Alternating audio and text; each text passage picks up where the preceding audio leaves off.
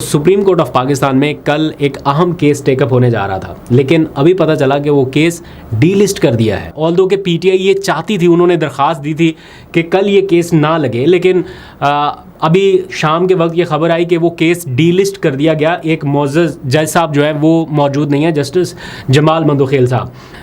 और ये केस है इलेक्शन ट्रिब्यूनल्स के हवाले से। आपको पता है ट्रिब्यूनल्स को काम करने से रोका हुआ है सुप्रीम कोर्ट ने अभी तक। जो लाहौर हाई कोर्ट ने ट्रिब्यूनल्स कायम किए थे पंजाब भर में इंतखाबात की तहकीकात के लिए, तो जैसे ही वो ट्रिब्यूनल काम करना शुरू हुए, नोटिस जारी हुए, इधर से मरियम नवाज़ को नोटिस चला गया, उनके हल्के के खुलने शुरू हो गए, इधर से बाकी, तो अचानक से सुप्रीम कोर्ट ने ये कार्रवाई रोक दी और फिर मामला भेज दिया वापस chief justice Lahore high court को, चूँकि वो नहीं आई थी तो, और इलेक्शन कमीशन को कहा कि जाके उनसे बातचीत की जाए।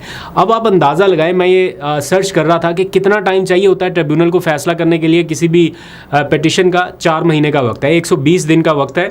120 दिनों के अंदर अंदर ट्रिब्यूनल ने कार्रवाई मुकम्मल करके फ़ैसला सुनाना होता है। लेकिन यहाँ पर क्या हो रहा है, यहाँ पर 6 महीने गुजर गए इलेक्शन हुए को, मतलब फरवरी में इलेक्शन हुआ था, अभी अगस्त का एंड चल रहा है, सितंबर आने वाला है।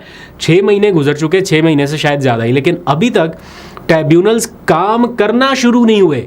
जिन ट्रिब्यूनल्स ने 4 महीनों में फ़ैसला सुनाना था, 6 महीने गुजरने के बावजूद वो काम नहीं कर पा रहे। और जो ट्रिब्यूनल्स काम करना शुरू हुआ, फॉर एग्जांपल इस्लामाबाद का ट्रिब्यूनल, उसकी राह में कैसे रोड़े अटकाए गए कि ट्रिब्यूनल तब्दील कर दिया, एक और जज साहब, रिटायर्ड जज साहब को ले आए, फिर वो जनाब जाली डिग्री का मामला शुरू हो गया जिस जज के पास ट्रिब्यूनल की सारी कार्रवाई थी। तो आपको सारा पता है कि किस तरह से एक एक स्टेप के बाद कोई ना कोई नई रुकावट आ रही है। अच्छा, ये तो सुप्रीम कोर्ट का मामला हो गया ना। बहरहाल इसमें पीटीआई को नुकसान मैं इसलिए भी नहीं कह रहा क्योंकि पीटीआई खुद ये चाहती थी कि उनके जो लॉयर हैं हामिद खान, वो बैरून मुल्क हैं, तो उन्होंने अदालत से दरख्वास्त कर रखी थी कि ट्रिब्यूनल्स की कार्रवाई शुरू ना करें, ये सुप्रीम कोर्ट में कार्रवाई इस केस की ना शुरू करें, 6 सितंबर तक इंतज़ार कर लें। और मीनवाइल एक जज साहब ही अवेलेबल नहीं है, तो बाय डिफ़ॉल्ट ही वो काम हो गया। तो इसमें पीटीआई भी मेरा ख्याल अभी फ़िलहाल खामोश है, वो भी कोई रद्दअमल उस तरह से नहीं दे रहे कि क्यों ये डीलिस्ट हुआ है। अब आ जाइए ज़रा सुप्रीम कोर्ट से हट के इस्लामाबाद हाई कोर्ट की तरफ। इस्लामाबाद हाई कोर्ट में कल एक अहम केस की समाअत होने जा रही है। मैंने कल उसका हवाला दिया था। 190 मिलियन पाउंड केस का मामला है और इसमें नैब की वो इंक्वायरी जिसमें इस केस को बंद करने की मंजूरी दे दी गई थी, उसके मिनट्स ऑफ मीटिंग्स मांगे गए हैं। और जब तक ये मिनट्स ऑफ मीटिंग नहीं आते, इस केस की कार्रवाई आगे बढ़ाने से रोकने की दरख्वास्त की गई है या स्टे देने की दरख्वास्त दी गई है, क्योंकि 1 हफ्ते 10 दिन के अंदर अंदर इस केस का फैसला आने वाला है। क्योंकि आखिरी एक गवाह बाकी है, जैसे उस गवाह के बयान रिकॉर्ड हुए तो इसका कोई ना कोई डिसीजन आ जाना है। तो कल इस्लामाबाद हाई कोर्ट में इस केस की समाअत है। अगर इस्लामाबाद हाई कोर्ट ने स्टे दे दिया तो ये केस रुक जाएगा, अगर ना दिया तो मंगल के रोज़ नैब अदालत आखिरी गवाह के ऊपर जिरा कर लेगी और फिर उसके बाद जो भी फ़ैसला आना है वो अपना फ़ैसला अनाउंस कर देंगे।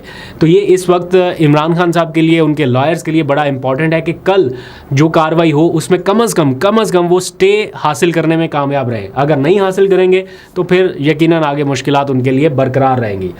एक और ख़बर जाते जाते, मैंने कल बताया था आपको कि इमरान खान साहब के कागजात नामजदगी जो है ना ऑक्सफोर्ड यूनिवर्सिटी के चांसलर का इलेक्शन लड़ने के लिए वो जमा होने वाले हैं और किसी भी वक्त आपको ख़बर मिल जाएगी, क्योंकि जुल्फ़ी बुखारी अपने लॉयर्स की टीम के हमरा पहुंचे हुए हैं ऑक्सफोर्ड यूनिवर्सिटी। तो एज़ पर माई इन्फॉर्मेशन अभी जुल्फ़ी बुखारी ने फिर ट्वीट करके बता भी दिया है कि इमरान खान साहब के कागजात नामजदगी जमा हो चुके हैं और वो अब इलेक्शन लड़ सकेंगे या नहीं लड़ सकेंगे इसका फ़ैसला ऑक्सफोर्ड यूनिवर्सिटी करेगी। जैसे ही उनकी तरफ से अनाउंसमेंट होगी, बाकायदा क्लियर कट इंडिकेशन आ जाएगा, देन फिर एक पूरी कैंपेन जो है वो लॉन्च कर दी जाएगी ओवरसीज़ पाकिस्तानियों की जानिब से, जिसको जुल्फ़ी बुखारी ऑब्वियसली लीड करेंगे, लेकिन जो ऑक्सफोर्ड यूनिवर्सिटी के ग्रेजुएट्स हैं उनको साथ मिला के ये एक भरपूर किस्म की इंटरनेशनल कैंपेन की जाएगी। क्योंकि ऑक्सफोर्ड यूनिवर्सिटी के जो ग्रेजुएट्स हैं वो सिर्फ एक मुल्क में ही नहीं है, पता नहीं कहाँ कहाँ पर मौजूद हैं। तो वो एक नेशन वाइड ही नहीं, एक ग्लोबल कैंपेन जो है वो इमरान खान साहब को मिल जाएगी और फिर बताया जा सकेगा कि अगर कोई शख्स जेल में है तो वो क्यों है, क्या वजूहात हैं। तो बहुत कुछ जो है वो ऑन कार्ड्स है। अब आखिर में जाते जाते एक ख़बर कि 22 अगस्त का जो जलसा है उसके लिए पीटीआई भरपूर तैयारियां कर रही है। हर तरह से उनका इरादा है कि चाहे एनओसी मिले चाहे ना मिले, चाहे दफ़ा 144 का नफाज हो, कुछ भी हो, इस बार वो चाहते हैं कि जलसा करेंगे।